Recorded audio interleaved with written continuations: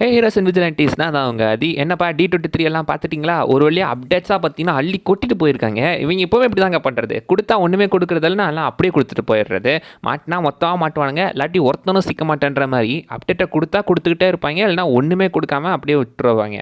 So இப்போதைக்கு D23 ஆரம்பிச்சு ஏகப்பட்ட அப்டேட்ஸ் கொடுத்துருக்காங்க. பிக்சார் சைட்லேருந்து நிறைய அனிமேஷன் படத்துக்கு அப்டேட் வந்துருக்கு. கூட எக்ஸ்மேனோட கேஸ்ட் அனௌன்ஸ்மெண்ட் அண்ட் விஷன் கொஸ்டோட ட்ரெய்லருமே ரிலீஸ் பண்ணியிருக்காங்க. நம்ம ஒன் பை ஒன்னா என்னென்னு சொல்லிட்டு எல்லாத்தையும் பார்த்துடலாம். அவங்க இந்த செகண்ட் ட்ரெய்லர் அப்படின்னு சொல்லி ரிலீஸ் பண்ணல, ஸ்பெஷல் லுக் அப்படின்னு சொல்லி தான் ரிலீஸ் பண்ணியிருக்காங்க. இது ஆக்சுவலி காமிகானில் போட்ட அதே ட்ரெய்லர் தாங்க. அதே ட்ரெய்லரை தான் அப்படியே எடுத்து இங்கே ரிலீஸ் பண்ணியிருக்காங்க. இதெல்லாம் ஆல்ரெடி ஆன்லைனில் பார்த்தீங்கன்னா லீக் ஆகிட்டு இருக்கு. லீக் ஆகி ரிலீஸ் ஆகி அதுக்கப்புறம் இங்கே ரிலீஸ் பண்ணியிருக்காங்க. ஆல்ரெடி நம்ம சேனல் அதோட பிரேக் டவுனும் போட்டோம். இப்போ அடுத்து அதுக்குன்னு ஒரு புது பிரேக் டவுனை இன்னும் கொஞ்சம் தெளிவாக பார்த்துடலாம்.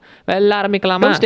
இன்னுமே நிறைய விஷயங்கள்லாம் காட்டியிருக்காங்க. ஃபர்ஸ்ட் ட்ரெய்லர்ல வந்ததை விட இதில் இன்னுமே நிறைய விஷயங்கள்லாம் வந்துட்டு தாங்க இருக்கு. ஸோ படத்தில் நிறைய சம்பவங்கள் நடக்க போது கொஞ்சம் மிஸ்டீரியஸாக தான் போயிட்டு இருக்கு. இன்னும் கதை என்னன்றது நமக்கு தெளிவாக தெரியல. அதை நல்லாவே கொண்டு போயிருக்காங்க. அது ஒரு மிஸ்டீரியஸ் தன்மையை நல்லாவே மெயின்டைன் பண்ணுறாங்க.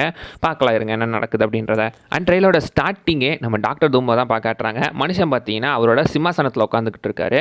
லெக்வீரியால அவருக்குன்னு இந்த மாதிரி த்ரோன் தான் இருக்குது. அந்த த்ரோனில் உட்காந்துருக்காப்புல.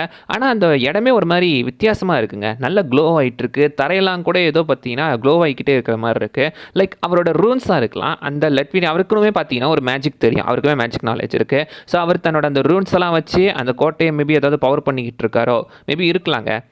பேக்ரவுண்டில் சூசன் ஸ்டாமோட வாய்ஸ் ஓவர் ஓடிக்கிட்டு இருக்கு. லைக் அவங்க விக்டர் அப்படின்னு சொல்லி தான் கூப்பிடுறாங்க. விக்டர் இதுக்கு முன்னாடி ரொம்பவே நல்லவனாக தான் இருந்தான், ரொம்பவே அன்பாக இருந்தான், கைண்டாக இருந்தான். ஆனால் அதுக்கப்புறம் அவனுக்கு பிடிச்சவங்க எல்லாத்தையுமே இழந்துட்டான். அவன் ரொம்பவே ரொம்பவே தொலைஞ்சு போய் தன்னைத்தானே இழந்துட்டான் அப்படின்னு தான் நினச்சேன். ஆனால் அவன் இந்த அளவுக்கு உடஞ்சு போயிருப்பான் அப்படின்னு எனக்கு தெரியலன்ற மாதிரி சொல்லியிருக்காங்க. அண்ட் அந்த இடத்துல சூசன் ஸ்டாம் பேசும்போதுமே கூட அழுந்துட்டே பேசுகிற மாதிரி தான் இருக்குது. அவங்க கண்ணிலுமே தண்ணி வந்துட்டு இருக்கு. சுற்றியுமே நிறைய அவெஞ்சர்ஸ்லாம் உட்காந்துட்டு தான் இருக்காங்க. முக்கியமாக நம்ம பார்த்தீங்கன்னா மேக்னெட்டோவை காட்டியிருக்காங்க. மனுஷன் கையில் அடிபட்டு வந்து உட்காந்துருக்காப்புல. அப்படி பார்த்தா ரூமர்ஸ்லாம் உண்மைதானோ? லைக் நாம சொன்ன மாதிரி இந்த டூம்ஸ்டே படத்தோட ஸ்டார்டிங்கே டோபி மெக்யூரி யூனிவர்ஸும் இந்த எக்ஸ்மென் யூனிவர்ஸும் பார்த்தீங்கன்னா சண்டை போடுறாங்க. அதில் டோபி மெக்யூரி யூனிவர்ஸும் அவங்க அழிக்கிற மாதிரி சொல்லிட்டு இருந்தாங்க. ப்ளஸ் நான் நியூ ஜெர்சின்ற சிட்டியவே அழிச்சிட்டேன் அப்படின்ற மாதிரிலாம் பார்த்தீங்கன்னா வந்து அவர் மேக்னெட்டோவை நடிச்ச ஒரு இன்டர்வியூவில் சொன்னதுனால பாசிபிளி இந்த இடத்துல பார்த்தீங்கன்னா அவர் ஒரு பெரிய சண்டையை முடிச்சுட்டு தான் வந்து உட்காந்துட்டு இருக்காரு போல. செம்மையாக அடி வாங்கிட்டு தான் உட்காந்துட்டு இருக்காரு. அண்ட் சுற்றியுமே மற்ற அவெஞ்சர்ஸ்லாம் கூட இருக்காங்க. ஒரு ஷாட்டில் ஷாங்ஷி, ஷூரி, எம்பாக்கோ, ஜான் வாக்கர் கூட பார்த்தீங்கன்னா நேமோருமே இருந்துட்டு இருக்காங்க. ஸோ எல்லா அவெஞ்சர்ஸுமே இந்த இடத்துல இருந்துட்டு இருக்காங்க. அவங்க டூமை பற்றி தான் பேசிட்டுமே இருக்காங்க. அண்ட் தோருமே ஒரு இடத்துல இருந்துட்டு இருக்காரு. தோருமே அவருமே பார்த்தீங்கன்னா ஒரு மாதிரி ரொம்ப காண்டில் உட்காந்துருக்க மாதிரி தான் தெரியுது. லைட்டாக ஒரு சோகம், ஒரு கோவத்தில் உட்காந்துட்டு இருக்காரு. லைக் இப்படி பண்ணிட்டாங்கடா, என்னடா நடக்குது அப்படின்ற மாதிரி அவருமே ஒரு கோவத்தில் தான் உட்காந்துருக்காரு. அண்ட் டாக்டர் டூமை பற்றியுமே எக்ஸ்பிளைன் பண்ணுறாங்க. அண்ட் ஃபஸ்ட்டு வார்த்தையை என்ன சொல்லுவாங்க, விக்டர் வந்து அவன் இருக்கிற இடத்துல அவன் தான் ரொம்ப புத்திசாலியாக இருப்பான் அப்படின்னு சொல்லியிருக்காங்க. ஏமா உன் புருஷன் தான்மா ஸ்மார்ட்டஸ்ட் மேன் அலைவ் அப்படின்ற மாதிரி தான் சொல்ல தோணுது. Like smartest man alive Reed Richards சஸ்பெண்டை வச்சுட்டு டூமை வந்துட்டு புத்திசாலின்னு சொல்லிக்கிட்டு இருக்காங்க. இதெல்லாம் ரீட் ரிச்சர்ட்ஸ் கேட்டால் அவ்வளோ வருத்தப்படுவார். விக்டர் வந்துட்டு அவன் இப்படி இருப்பான் தான் நினச்சேன், பட் அவன் இப்படி மாறுவான் நான் கொஞ்சம் கூட எதிர்பார்க்கலன்னு அவங்க சொல்லும்போது அவர் என்ன பண்ணியிருப்பாருன்னு இப்போ வரைக்கும் தெரிலங்க. லைக் ஒரு சீனில் கூட பார்த்தீங்கன்னா நம்ம ரீட் ரிச்சர்ட்ஸ் டூமை பிடிச்சி கேட்பாரு, விக்டர் நீ அதை பண்ண சொல்லு அப்படின்ற மாதிரி கேட்பாப்புல. ஸோ அவர் என்ன பண்ணாருன்னு தெரியல. ஆனால் இவங்களுக்குள்ளேயே வந்துட்டு ஏதோ ஒரு பெரிய துரோகத்தை பண்ணியிருக்காரு அப்படின்ற மாதிரி தான் நமக்கு தெரிய வருது. அண்ட் அந்த வாய்ஸ் ஓவர் போயிட்டே இருக்கும்போது ஒரு கட்டத்தில் பார்த்தீங்கன்னா நம்ம டாக்டர் டூம் வந்துட்டு ஒரு பெயிண்டிங்கை பார்க்குற மாதிரி தெரியுது. இந்த பெயிண்டிங்கை ஆக்சுவலி ஒரு தனி போஸ்டராகவே ரிலீஸ் பண்ணியிருந்தாங்க. லைக் ஒரு இடத்துல பார்த்தீங்கன்னா ஒரு அம்மா ஒரு பையனை அப்படியே சேர்த்து அணைச்சிட்டு இருக்கிற மாதிரி காட்டியிருப்பாங்க. இது வந்துட்டு நம்ம டாக்டர் டூமோட ஒய்ஃப் அண்ட் குழந்தையா இல்லை டூமோட அம்மாவான்னு தெரியலைங்க. அது ஒரு குழப்பம் இருந்துகிட்டே தான் இருக்குது. ஏன்னா ஒரு ரூமர் படி டாக்டர் டூம் பார்த்தீங்கன்னா ஒரு எக்ஸ்பெரிமெண்ட்னால ஒரு பிரச்சனையினால தன்னோட ஒய்ஃப் அண்ட் குழந்தைய இழந்துருவாரு. அதுக்காக தான் இந்த மாதிரி இந்த இன்கோஷனை ட்ரிகர் பண்ணி தன்னோட ஒய்ஃப் அண்ட் குழந்தைய கொண்டு வரதுக்காக நிறைய விஷயங்கள் பண்ணிட்டு இருக்காருன்ற மாதிரி ஒரு ரூமர் போயிட்டு இருக்கு. இதுக்கு இன்கோஷனை ட்ரிகர் பண்ணும், இது என்னன்னு இந்த ரூமர் எனக்கு தெளிவாக தெரியல. பட் தன்னோட ஒய்ஃப் அண்ட் குழந்தைய இழந்ததுனால அதுக்கு ஏதோ ஒரு வகையில் அவங்கள திரும்ப உயிரோட கொண்டு வரணும், அதுக்கு நிறைய பவர் தேவை அப்படின்றதுக்காக தான் இந்த விஷயம்லாம் பண்ணுறான்ற மாதிரி சொல்லிட்டு இருக்காங்க. இது பாசிபிளி அந்த பெயிண்டிங்கில் இருக்கிறது டூமோட சின்ன வயசாவோ அந்த பக்கத்தில் இருக்கிறது அவங்க அம்மாவுமே கூட இருக்கு. தெரிஞ்சு அப்படி இருக்கதாங்க வாய்ப்பு அதிகமாக இருக்குது. ஏன் அப்படி சொல்கிறேன்னா அந்த இடத்துல நீங்கள் பாருங்களேன், டூம் நிற்கும் போதுமே கூட தன்னோட லெஃப்ட் ஹேண்டை அந்த போஸ்டரில் அந்த பெயிண்டிங்கில் வச்சுட்டு ரைட் ஹேண்டை தன்னோட செஸ்ட்டில் வச்சிருப்பாரு. எக்ஸாக்ட்லி அந்த பெயிண்டிங்லையுமே நீங்கள் பாருங்களேன், அந்த பையன் ரைட் ஹேண்டை தன்னோட செஸ்ட்டில் தான் வச்சிருப்பான். ஸோ இது டூமா இருக்க தான் வாய்ப்பு இருக்குது. அவங்க முன்னாடி இருக்கிறது அவரோட அம்மாவாக இருக்கலாம். ஸோ இதுக்குள்ளேயுமே ஒரு KGF மாதிரி அம்மா சென்டிமெண்ட் கதை ஓடும் போல் இருக்குது. காமிக்லுமே அப்படி தாங்க. காமிக்கில் ஆக்சுவலி நம்ம டூமோட அம்மா பேர் சிந்தியா வாண்டோம். அவங்க ஆக்சுவலி டார்க் ஆர்ட்ஸ் அண்ட் மேஜிக்கை கையில் எடுத்து தன்னோட ஊரை விடுவிக்கலாம் அப்படின்னு ட்ரை பண்ணிட்டு இருக்கும்போது மெஃபிஸ்டோ பார்த்தீங்கன்னா அவங்கள அவங்களோட ஆன்மாவை நரகத்துக்கு இழுத்துட்டு போயிடுவான். அப்படி நரகத்துக்கு போன தான் அம்மாவோட ஆன்மாவை காப்பாற்றுறதுக்காக டூம் பல வருஷமாக போராடிக்கிட்டு இருப்பாரு. அதுதான் அவரோட முக்கியமான மோட்டிவேஷனாகவே காமிக்கில் இருந்துகிட்டு இருக்கோம். ஆல்ரெடி MCUக்குள்ள மெஃபிஸ்டோவில் இன்ட்ரடியூஸ் பண்ணிட்டாங்க. அந்த நரக கான்செப்ட்லாம் இருந்துட்டு தான் இருக்குது. பட் அது இந்த படத்தில் சொல்லுவாங்களான்னு கேட்டால் டவுட்டு தாங்க. மேபி தன்னோட அம்மாவை திரும்ப உயிரோட கொண்டு வரதுக்காக இந்த மாதிரி நிறைய எனர்ஜி தேவைப்படுது, ஸோ அதனால் நான் இதெல்லாம் செய்கிறேன் அப்படின்ற மாதிரி கூட டூம் செய்யலாம். அண்ட் ஆர்டிஜே தான் பார்த்தீங்கன்னா டூமாவை ப்ளே பண்ணுறாருல. அண்ட் அவர் கண்ணை நீங்கள் பாருங்களேன், கண்ணில் பார்த்தீங்கன்னா க்ரீன் கலர் லென்சஸ்லாம் போட்டுருந்துருக்காப்புல. அண்ட் அவரோட கண் அந்த போஸ்டரை பார்க்கும்போது அந்த இடத்துல கண்ணை நீங்கள் பார்க்கலாம். மனுஷன் கண்லேயே அந்த ஆக்டிங்கை தெளிவாக நம்ம காட்டியிருக்காரு. ஆர்டிஜேவோட ஃபேஸ் இந்த படத்தில் நம்ம பார்க்க போகிறது கிடையாதாங்க. அவரோட ஃபேஸ் வேல்யூக்காக தான் கேஸ்டிங்கே பண்ணியிருக்காங்க. பட் அவரோட முகத்தை இந்த படம் முழுக்க நம்ம பார்க்க போகிறது கிடையாது. ஏதோ ஒரே ஒரு இடத்துல மட்டும் மாஸ்க் காட்டுவார்ன்ற மாதிரி ஒரு இது வந்துட்டு இருந்துச்சு. இந்த படம் முழுக்க அவர் மாஸ்க் லுக்கோட வரதான் வாய்ப்பு இருக்குது. அவர் கண்ணில் தாங்க முடிஞ்ச வரைக்கும் எக்ஸ்பிரஷனை காட்டி நடிச்சு காட்டணும். ஆனால் மனுஷன் அதை நல்லாவே புல் ஆஃப் பண்ணியிருக்காரு. லைக் இந்த சீனில் அந்த பெயிண்டிங்கை ஒரு மாதிரி கவலையோட பார்க்குறதா இருக்கட்டும். அடுத்து நம்ம ரீட் ரிச்சர்ட்ஸ் நீயாடா அப்படி பண்ணன்னு கேட்கும்போது ஆமாம் நான் தான் அப்படி பண்ணேன் அதுக்கு என்னன்ற மாதிரி ஒரு பார்வை பார்ப்பாரு. கண்ணிலேயே முடிஞ்ச வரைக்கும் பார்த்தீங்கன்னா அந்த ஆக்டிங்கை கன்வே பண்ணியிருக்காரு. நல்லா இருக்கதெல்லாம். அண்ட் டூமே ஒரு டைலாக் சொல்லுவார், நீங்கள் வாழ்ந்துட்டு இருக்கிற இந்த வாழ்க்கை எல்லாமே திருடப்பட்ட வாழ்க்கை, ஸ்டோலன் லைஃப்ஸ் தான் வாழ்ந்துக்கிட்டு இருக்கீங்க, அதெல்லாம் திருப்பி கொடுக்க வேண்டிய நேரம் வந்துருச்சு அப்படின்ற மாதிரி அவர் சொல்லுவார்.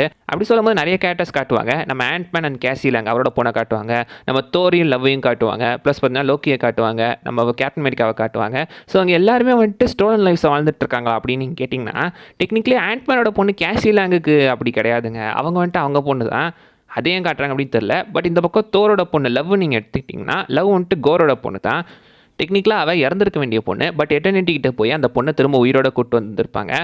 அப்படி இந்த பக்கம் கேப்டன் அமெரிக்கா பார்த்தீங்கன்னா ஆக்சுவலி வந்து அந்த இடத்துல போயிருக்கவே கூடாது. ஆனால் அவர் பாஸ்ட்டில் போய் பெகி கார்ட்டர் கூட ஒரு வாழ்க்கை வாழ்ந்து ஒரு குழந்தையுமே பெற்றெடுத்திருக்காரு.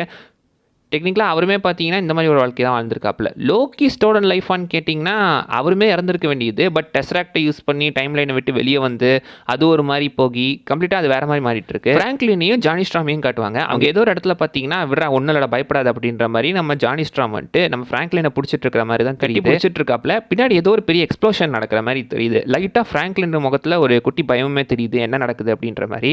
மேபி இன்கோஷனுக்கு பக்கத்தில் அவங்க இருந்துகிட்டு இருப்பாங்களோ அவரை ப்ரொடெக்ட் பண்ணுறதுக்காக மேபி ஜானி ஸ்ட்ராம் பார்த்தீங்கன்னா ஃப்ராங்க்லினை பிடிச்சிட்டு இருக்கலாம். ஃப்ராங்க்லினுமே கிட்டத்தட்ட அந்த மாதிரி ஒன்று தாங்க. ஃப்ராங்க்லின் வந்துட்டு கெலாக்டஸ் இருக்கிற இடத்துக்கு போக வேண்டியவன், அவனுமே இப்போ இப்படி தான் வாழ்ந்துட்டு இருக்கான். அண்ட் இறந்து போன சூசன் ஸ்ட்ராமையுமே டெக்னிக்கலாக அவன் உயிரோட கூட்டு வந்திருக்கான். மேபி அதுவுமே ஒரு ஸ்டோலன் லைஃபாக இருக்கலாம்.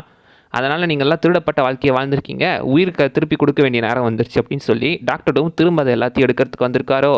அண்ட் இன்னொரு டாக்டர் டூமோட ஒரு ஷாட்டு. அந்த ஷாட்டில் பார்த்தீங்கன்னா அவர் கைகளை முன்னாடி கட்டிட்டு நிற்கிற மாதிரி தெரியுது.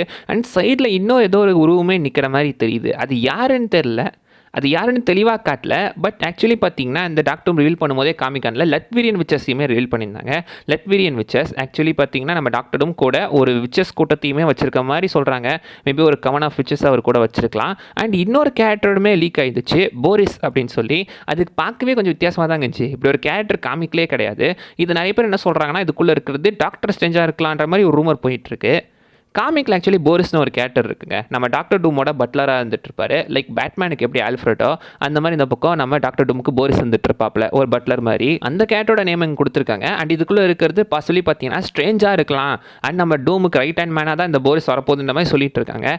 காமிக்லையுமே அப்படி தாங்க. டாக்டர் டூமுக்கு ரைட் ஹேண்ட் மேனாக தான் ஷெரிஃப் ஸ்ட்ரேஞ்சுன்னு இருந்துட்டு இருப்பாரு. இங்கேயுமே அதே மாதிரி பாசிபிளி பார்த்தீங்கன்னா இந்த மாதிரி ஒரு கேரக்டர் கிரியேட் பண்ணி போரிஸ் அப்படின்ற ஒரு கேரக்டரை அவங்க மாற்றிக்கிறதுக்கான வாய்ப்புகள் இருக்குது. அண்ட் இன்னொரு பார்த்தீங்கன்னா ஒரு பெரிய ஒரு ஏரியாவை காட்டுவாங்க. நிறைய பேர் இது வாய்டுன்னு நினைக்கலாம். எனக்கு இது வாய்டு மாதிரி தெரிலங்க. பார்க்கவே ரொம்ப ஒரு டேமேஜ்டான ஏதோ ஒரு ரொம்ப ஒரு டேமேஜ் அப்போகலிப்டிக் சிட்டி மாதிரி தான் அது இருந்துட்டு இருக்கு. பாசிபிளி இன்கர்ஷனால் அழிஞ்ச ஒரு உலகமாக இருக்கலாம். ஏன்னா ஆல்ரெடி மல்டிவர்ஸ் ஆஃப் மேனஸில் நம்ம பார்த்துருப்போம். இன்கர்ஷனால் அழிஞ்ச ஒரு உலகம் எப்படி இருக்குன்ற மாதிரி நம்ம காட்டியிருப்பாங்க. எக்ஸாக்ட்லி இதே மாதிரி இதுவுமே இன்கர்ஷனால் அழிஞ்சிக்கிட்டு இருக்கிற ஒரு உலகமாக இருக்கலாம். அந்த இடத்துல இது நமக்கு காட்டலாம். அண்ட் அந்த இடத்துல தான் இந்த அடுத்தடுத்த பேட்டில்ஸுமே நடக்க போகுதுன்னு நினைக்கிறேன். அண்ட் அடுத்து பார்த்தீங்கன்னா எகைன் அந்த ஷாட் நம்ம ரீட் ரிச்சர்ட்ஸ் பார்த்தீங்கன்னா நம்ம டாக்டர் டூமை பிடிச்சி பொறுமையாக கேட்டுக்கிட்டு இருக்காரு. விக்டர் நீயாடா இப்படி பண்ண அப்படின்ற மாதிரி. அப்போ அமைதியாக இருக்குது. இன்னும் கொஞ்ச நேரம் கழிச்சு சத்தமாக கேட்குறாப்புல, விக்டர் நீயாடா அப்படி பண்ண சொல்கிறா அப்படின்ற மாதிரி ஒரு கோபத்தில் கேட்குற மாதிரி தெரியுது. என்ன பண்ணாருன்னு தெரியல. பாசிபிளி இவங்க கூடவே இருந்து இவங்களுக்கு ஹெல்ப் பண்ணுற மாதிரி பண்ணி அட்லாஸ்ட் பார்த்தீங்கன்னா அவங்கள ஏமாற்றி தனக்கான காரியத்தை அவர் சாதிச்சுட்டார் போட்டிருக்கு. அதனால தான் டேய் நீயாடா அப்படி பண்ண, ஏன்டா அப்படி பண்ணன்ற மாதிரி ரீசர்ச்சர்ஸ் அவரை பிடிச்சி கேட்குற மாதிரி தெரியுது. அண்ட் அவர் கண்ணியுமே நீங்கள் பார்க்கலாம், ஆமாம் நான் தாண்டா பண்ணேன், அதுக்கு என்ன பண்ணுற மாதிரி ஒரு லுக்கு விட்டுட்டு இருக்காரு. அண்ட் அடுத்து ஒரு ஷாட் நம்ம டாக்டர் டூம் அசுர வேகத்தில் ஒரு இடத்துல வந்து இறங்கிட்டு இருக்காப்லிங்க. செம்ம ஸ்பீடாக வந்து இறங்குறாரு. ஆனால் எனக்கு என்னமோ அது ஸ்பீடாக வந்து இறங்குற மாதிரி தெரில. அது ஆக்சுவலி பார்த்தீங்கன்னா அந்த லொக்கேஷன் எப்படி இருக்குன்னா ஒரு ஷாட் காட்டியிருந்திருப்பாங்க. நம்ம ஷூரி, கோஸ்ட் ப்ளஸ் நம்ம ஃபால்கன் 3 பேர் ஒரு இடத்துல நிற்பாங்கள்ல, அந்த இடத்தோட லொக்கேஷனும் அண்ட் நம்ம டூம் ஒரு இடத்துல கண்ணாடியை பொளந்துக்கிட்டு வெளியே வருவார். அந்த இடமும் பார்க்குறதுக்கு கிட்டத்தட்ட சிமிலராக இருக்கிற மாதிரி தான் தோணுது. அந்த கண்ணாடி உடச்சிக்கிட்டு டாக்டர் டூம் வெளியே வந்து ஒரு இடத்துல லேண்ட் ஆகுறாரு. நிறைய பேர் அப்படி தான் சொன்னாங்க அவர் அப்படி உடச்சிக்கிட்டு வந்து லேண்ட் ஆகிறாருன்னு. பட் கொஞ்சம் உத்து பார்த்தீங்கன்னா எனக்கு அப்படி தோணலைங்க. அவர் வந்து உடச்சிக்கிட்டு அவராக வந்து லேண்ட் ஆகலை, யாரோ ஒரு பிடிச்சி அடித்து வெளியே தூக்கி போட்ட மாதிரி தான் தெரியுது. லைக் இப்போ நீங்கள் பாருங்களேன், அவர் வரும்போது பின்னாடி திரும்பி நிற்கிற மாதிரி தான் தெரியுது. அண்ட் அவர் காற்றுல பறக்கு டேர்ன் ஆகும்போது அந்த இடத்துல நீங்கள் பார்த்தீங்கன்னா சைடில் ஏதோ ஒரு மெட்டல் பீஸ் பறக்கிற மாதிரி தெரியுது. பாசிபிளி அது மியால்னிராக இருக்கலாம். இந்த இடத்துல என்ன நடந்திருக்க வாய்ப்பு இருக்குது அப்படின்னு நீங்கள் கேட்டிங்கன்னா, ஆக்சுவலி இனிஷியலாக இவங்க கூட்டத்தாள் அப்படின்ற மாதிரி தான் அவங்க நினச்சிட்டு இருப்பாங்க. பட் அட்லாஸ்ட் அவர் துரோகம் பட்டாருன்னு தெரிஞ்சதுக்கப்புறம் நம்ம தோரோ இல்லை கேப்டன் அமெரிக்காவோ டாக்டர் டூமை நோக்கி அந்த மியால்னிரை தூக்கி அடிச்சிருக்கலாம். மேபி அதன் மூலமாக வெளியே வந்த டாக்டர் டூம், அதன் மூலமாக வேகமாக வெளியே வந்த டாக்டர் டூம் அந்த மியால்னிரை அப்படியே தட்டி விட்டு அந்த பக்கம் காற்றுலேயே டேர்ன் ஆகி எகைன் பார்த்தீங்கன்னா ஒரு சூப்பர் ஹீரோ லேண்டிங் பண்ணி ஆர்எஃப்எம் பண்ணுறாப்புல போல. அவர் காற்றுல வரும்போது நீங்கள் பாருங்களேன், அந்த மெட்டல் பீஸ் காட்டாக அந்த பக்கம் பறக்கும்போது அவர் உடம்பே சுற்றி ஏதோ ஒரு எனர்ஜி ஃபார்ம் ஆகிற மாதிரி தெரியுது. அண்ட் அது ஒரு பிளாக்கிஷ் கலரில் இருந்துட்டு இருக்கு. டாக்டர் டூமோட பவர் ஆர் எனர்ஜின்றது கிரீன் கலர் தான், அவரோட மேஜிக் கிரீன் கலரில் தான் ஒர்க் ஆகும். பட் இந்த இடத்துல பார்த்தீங்கன்னா அவர் வந்துட்டு தன்னை சுற்றி ஒரு பிளாக்கிஷ் மேஜிக்காக யூஸ் பண்ணிட்டு இருக்காரு. ஒருவேளை இவர் டார்க் ஹோல்டை டேப் இன் பண்ணுறாரோ, ஏன்னா டார்க் ஹோல்ட் யூஸ் பண்ணி தான் பார்த்தீங்கன்னா நம்ம வாண்டாக்கெலாம் கை கருத்துட்டு இருக்கோம், அது ஒரு டார்க்கர் எனர்ஜியாகவே இருந்துட்டு இருக்கோம். பாசிபிளி நம்ம டார்க் ஹோல்டை டாக்டர் டூம் டேப் இன் பண்ணுறாரோ, மேபி அந்த எனர்ஜி கூட அவர் டேப் இன் பண்ணலாம். இந்த யூனிவர்ஸில் டாக்டர் டூம் எப்படி மேஜிக் கற்றுக்கிட்டாருன்னு தெரியல. ஏன்னா நம்ம Reed Richards and Susan Storm Earth 838 தான் வந்துட்டு இருக்காங்க. அது ரொம்ப ஒரு ஃபியூச்சரிஸ்டிக்கான ஒரு வேர்ல்டு அப்படின்ற மாதிரி தான் நம்ம பார்த்துட்டு இருப்போம். அண்ட் அங்கேயுமே கூட நீங்கள் பார்த்தீங்கன்னா அவங்களுக்கு விக்டரை தெரிஞ்ச மாதிரி தான் பேசிகிட்டு இருக்காங்க. ஸோ அவங்களுக்கு ஆல்ரெடி விக்டரை தெரிஞ்சிருக்கு.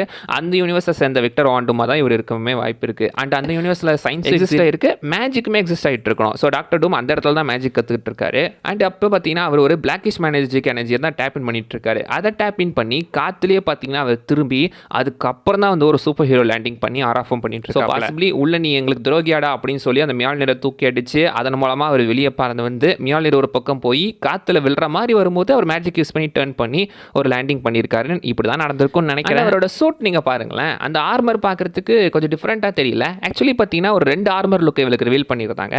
ஒன்று வந்துட்டு ஒரே ஒரு சைடில் மட்டும் அந்த பேட்ச் அது இந்த செயின் கனெக்ட் ஆகிட்டு இருக்கிற மாதிரி, அது ஒரு நார்மல் லுக்குன்ற மாதிரி காட்டியிருப்பாங்க. அண்ட் இன்னொரு லுக்கில் அவர் சண்டை போடும்போது இருக்கிற அந்த ஒரு லுக் பார்த்தீங்கன்னா 2 பக்கமே அந்த பேச்சஸ் மாதிரின்றது இருக்குது, நடுவில் செயின் கனெக்ட் ஆகிட்டு இருக்கு. இது என்னவா இருக்குன்னு நினைக்கிறேன்னா பாசிபிளி பார்த்தீங்கன்னா நம்ம டாக்டர் டூம் வந்துட்டு நார்மலாக ஒரு ஃபார்மலாக இருக்கும்போது அந்த ஒரு ஆர்மரையும் சண்டை போடுறதுக்கு ரெடி ஆகும்போது அந்த டபுள் பேட்ச் போட்ட அந்த ஒரு ஆர்மையும் யூஸ் பண்ணுறதுக்கான வாய்ப்புகள் இருக்குது. அவருக்கு தான் மேஜிக் தெரியுமே. ஸோ மேஜிக் யூஸ் பண்ணி பார்த்தீங்கன்னா ஒரு புது சூட்டை காஞ்சி அவர்கிட்ட ஆல்ரெடி பேட்டில் ரெடியாக இருக்கிற அந்த ஒரு ஆர்மரை இவர் சமன் பண்ணுறதுக்கான வாய்ப்பு இருக்குது. ஸோ தன்னோட மேஜிக் எனர்ஜி யூஸ் பண்ணி ஆல்ரெடி தாங்கிட்டு இருக்கிற ஒரு ஆர்மரை இவர் சமன் பண்ணி சண்டை போகிறதுக்காக யூஸ் பண்ணலாம். லாஸ்ட்டாக நம்ம தோர் வர்சஸ் டூமோட அந்த ஒரு ஃபைட்டு, தோர் பார்த்தீங்கன்னா ஸ்ட்ராம்பர் இருக்கிற சார்ஜ் அப் பண்ணிட்டே வந்து நம்ம டூமுக்கு எதிராக வந்து சொல்கிறாரு, உன்னை அடிக்கிற அடியில் என்ன நரகத்துக்கு அனுப்பிடுறா, நீ என்ன கெஞ்சுவாடா அப்படின்ற மாதிரி கிட்ட சொல்லிட்டு தோர் பார்த்தீங்கன்னா அவரோட பவர் யூஸ் பண்ணி டூம் அட்டாக் பண்ண வராரு. எக்ஸாக்ட்லி இன்ஃபினிட்டி வாரில் ஒரு அட்டாக் பண்ணியிருப்பார்ல பிரிங் மீ தானோஸ்னு, சேம் டைப் ஆஃப் அட்டாக் இங்கேயுமே யூஸ் பண்ணுறாப்புல. பட் டாக்டர் டூம் அதை 2 விரலை தடுத்து நிறுத்திட்டு ஸ்ட்ராம் பிரேக்கரை பட்டுன்னு தூக்கி அடிச்சிடறாருங்க. அண்ட் அவர் தூக்கி அடிக்கும் போது நீங்கள் பார்த்தீங்கன்னா அந்த இடத்துல அவரோட அந்த கிரீனிஷ் மேஜிக்கை தான் அவர் யூஸ் பண்ணுற மாதிரி தெரியுது. ஸோ மேஜிக் யூஸ் பண்ணி தான் அவர் அதை தடுத்து இருந்திருக்காரு. ஸ்ட்ராம் பிரேக்கருக்கு உண்டான மரியாதை போச்சேரா, அவ்வளோ பயங்கரமான ஒரு வெப்பன், வைஃப்ராஸ்டே கிரியேட் பண்ணுற ஒரு வெப்பன்றாது, அதை அசால்ட்டாக ஹேண்டில் பண்ணிக்கிட்டு இருக்காங்க. டூம் ஸ்ட்ராம் பிரேக்கரை அசால்ட்டாக அந்த பக்கம் தூக்கி போட்டு நம்ம தோரையுமே அடிச்சு போட்டுறாருங்க. லைக் அவரோட கையிலேருந்து ஒரு மேஜிக்கல் எனர்ஜி யூஸ் பண்ணி அவர் அடிச்சு போட்டுறாரு. அந்த டைமுமே கூட நீங்கள் பார்த்தீங்கன்னா ஒரு கிரீனிஷ் எனர்ஜியோட சேர்த்து பிளாக்கிஷ் எனர்ஜியுமே வர மாதிரி தெரியுது. ஏதோ ஒரு கரப்டட் ஃபார்ம் ஆஃப் எனர்ஜி அவர் மேஜிக்கை தான் அவர் யூஸ் பண்ணுற மாதிரி தெரியுது. அண்ட் அவரோட அந்த அட்டாக்கிங் ஸ்டைலுமே நீங்கள் பாருங்களேன், எக்ஸாக்ட்லி அயன்மேனோட அந்த ஒரு ரிப்பல்சர் அட்டாக் மாதிரி தெரில, எனக்கு அப்படி தாங்க தெரிஞ்சுது. எக்ஸாக்ட்லி அயன்மேன் அவரோட ரிப்பல்சரை வச்சு ஆப்போனண்ட் அட்டாக் பண்ணுவார், அதே ஒரு டைப் ஆஃப் அட்டாக் மாதிரி தான் இங்கே எனக்கு தெரியுது. நிறைய அயன்மேன் கிட்ட பேரல்ஸ் கொடுக்குறாங்க. முக்கியமாக லாஸ்ட்டில் அந்த கையை காட்டிட்டு நிற்கிற சீன்லாம் எக்ஸாக்ட்லி அயன்மேன் வந்த ஒரு சீன் மாதிரியே தெரியும். அங்கே அயன்மேனு, அங்கே இந்த பக்கம் ஐஎம் டூமு, அதுவும் 2 ப்ளே பண்ணது ஒரே ஆக்டர். எக்ஸாக்ட்லி அயன்மேனோட அந்த ஒரு பேரல்ஸ் இங்கே நமக்கு காட்டுற மாதிரியே தெரியுது. ஆர்டிஜே தான் அந்த அயன்மேன் ஆக்டர் தான் அப்படின்றத திரும்ப பதிய வைக்கிறாங்களோ என்னவோ. அண்ட் இப்போ தோர் சொன்னார்ல ஒரு டைலாக், அதுக்கு கவுண்டர் கொடுக்கணும்ல. இப்போ நம்ம டூம் சொல்கிறாரு, ஹெல் ஆன்சர்ஸ் டு மீ, நரகமே எனக்கு பதில் சொல்லுண்டா, நான் தான் டூம் அப்படின்னு சொல்கிறது மட்டும் இல்லாமல் தன்னோட மேஜிக்கல் எனர்ஜியை யூஸ் பண்ணி தரையிலேருந்து பார்த்தீங்கன்னா அந்த பக்கம் விழுந்து கிடக்கிற எல்லா சென்டினல்ஸையுமே திரும்ப இலை வச்சிட்றாருங்க. அதுங்களெல்லாம் உயிர்ப்பிக்க வச்சு அப்படியே ஒரு ஷாட் கொடுக்குறாரு பாருங்க. இந்த ட்ரெயில மணி ஷாட் அப்படின்னு சொல்லுவாங்கள்ல, அந்த ஷாட் தாங்க இது. சுற்றி சென்டினல்ஸிக்க நடுவில் பார்த்தீங்கன்னா மனுஷன் அதுங்களோட கண்ட்ரோல் பண்ணிட்டு இருக்காரு. சென்டினல்ஸோட கண் எல்லாமே கிரீன் கலரில் இப்போ மாறிக்கிட்டு இருக்கு. ஸோ இப்போ எல்லாமே அவரோட கண்ட்ரோல் வந்துருச்சுன்ற மாதிரி நமக்கு காட்டுறாங்க. டூமோ உண்மையிலே பயங்கரமாக ப்ரெசென்ட் பண்ணியிருக்காங்க. டூமோ ஒரு வில்லன்றதை தாண்டி ஒரு மான்ஸ்டர் மாதிரி நமக்கு ப்ரெசென்ட் பண்ணியிருக்காங்க அப்படின்னு தான் சொல்லணும். செம்ம பவர்ஃபுல்லான ஒருத்தர். இவர் எதிர்த்து அமைஞ்சு சூப்பராக சண்டை போட்டு ஜெயிக்க போகிறாங்க. அந்த ஒரு எதிர்பார்ப்பு நம்ம நிறைய பேருக்கு வந்திருக்கும் அப்படின்னு நான் நினைக்கிறேன். உண்மையே நல்லா இருந்துட்டு இருந்துச்சுங்க. அண்ட் இப்போ தமிழ் டப்பிங்கை பற்றி சொல்லணும்னா இந்த ஸ்பெஷல் லுக்குமே அப்படியே தமிழ் டப்பிங்குமே ரிலீஸ் பண்ணியிருந்திருக்காங்க. தமிழ் டப்பிங் வாஸ் குட், நல்லாவே இருந்துகிட்டு இருக்கு. அண்ட் பார்த்தீங்கன்னா நம்ம ஆர்டிஜேக்கு பழைய வாய்ஸ் ஆக்டர் கொடுத்துருப்பார் அயன்மேனுக்கு, அவர் பேர் ரவிசங்கர் தானே? எஸ், அவரே தான். பார்த்தீங்கன்னா ஆக்சுவலி அவரே தான் திரும்ப இப்போ ஆர்டிஜேக்கு வாய்ஸ் கொடுக்க வந்திருக்காரு. நல்ல விஷயம். ஃபேன்ஸோட ஃபீட்பேக் அவங்க கேட்குறாங்கன்றது தெளிவாக தெரியுது. அண்ட் ஒரு வழியாக பார்த்தீங்கன்னா அப்படியே பழைய வாய்ஸ் திரும்ப கூட்டிகிட்டு வந்துட்டாங்க. அவருமே நல்ல வாய்ஸ் ஆக்டிங் கொடுத்துருக்காருங்க. அண்ட் தமிழ் டப்பிங் டைலாக்ஸுமே நல்லா இருந்துட்டு இருக்கு. லைக் டாக்டர் டூம் அண்ட் தோரோட அந்த ஒரு டைலாக் எக்ஸ்சேஞ்ச் இருக்குல்ல, லைக் தோர் வந்துட்டு நரக வேதனையை காட்டிட்டு தாண்டா உன நரகத்துக்கு அனுப்புவேன்னு சொல்கிறதும், நரகமே எனக்கு தலை வணங்குண்டா நான் தான் டூம் அப்படின்னு சொல்கிறது. Dialogue was good. நிறைய இருக்குதுங்க. அண்ட் இன்னும் டிஸ்கஸ் பண்ணுறதுக்குமே நிறைய விஷயங்கள்லாம் இருக்குது. அது அடுத்தடுத்த வீடியோவில் என்னென்ன அப்படின்றத நம்ம பார்க்கலாம். அவ்வளோதாங்க இந்த வீடியோவில் நான் சொன்னது. அதை விஷயம் மிஸ் பண்ணால் நீங்கள் கீழே கமெண்ட் பண்ணுங்க பார்க்கலாம். அண்ட் அடுத்த வீடியோவில் பார்க்குற வரைக்கும் பை பாய்.